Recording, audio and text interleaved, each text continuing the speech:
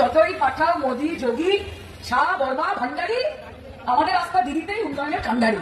আমরা আর কিছু মানি না। নমস্কার, আমি অমৃতেন্দু বলছি। এই দিদি উনি কি বলতে চাইছেন ভিডিওটা সম্পূর্ণ ভালোভাবে দেখে আপনার মূল্যবান মতামতটি কমেন্টে অবশ্যই জানাবেন এবং ভিডিওটা যদি আপনার ভালো লাগে চ্যানেলটিকে সাবস্ক্রাইব করবেন। আপনার তো দিদি ছাড়া চলবে না। দিদি না থাকা চুরিটা মানে কিভাবে করবেন? দিদি তো চুরির জায়গাগুলো দেখিয়ে দেয় যে চুরি করে আমি তো আছি সেটা দেওয়ার জন্য। চুরির টাকায় বাড়ি হচ্ছে, মানুষের টাকায় বাড়ি হচ্ছে। আর আপনি যদি মানে যোগী মোদিকে যদি চান তাহলে মনে এতক্ষণে ঘেটিটা ধরে নিয়ে আপনাকে জেলে পুরে দিত আর বাড়ির উপর আপনার ওই চুরির টাকার বাড়ির উপর বুলডোজার চলতো। আপনাকে না সনাতন ধর্মের মেয়ে বলতে আমার লজ্জা করে, লজ্জা। আপনি যে কীর্তিকাণ্ড করেছিলেন আমাদের ভগবান মহাদেবকে নিয়ে, এটাই যদি যোগী মোদি থাকতো এতক্ষণে ঘেটিটা ধরে নিয়ে লকাপে পুরে দিত। এতদিন আপনি এই মমতার রাজত্ব বলে নিয়ে আজকে এই খোলা আকাশের তলায় ঘুরে ঘুরে এরকম বড় বড় বাতালা ছাড়তে পারছেন। যদি এটা যোগীর রাজ্য হতো, যদি যোগী মোদি থাকতো তাহলে আপনার পক্ষে এটা করা সম্ভব ছিল না। তাই তো ওই চুরির সেন্টার পাওয়ার জন্য আর এই নোংরামি করার জন্য দিদিকেই চাই। সঠিক বলেছে।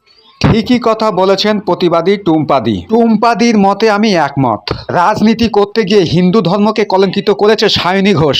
উনি সনাতন ধর্মকে ছোট করেছেন। আমার মতে, আপনাদের মতে কি? কমেন্টে জানাবেন। নিঃসন্দেহে তুই ঠিক কথা বলেছিস।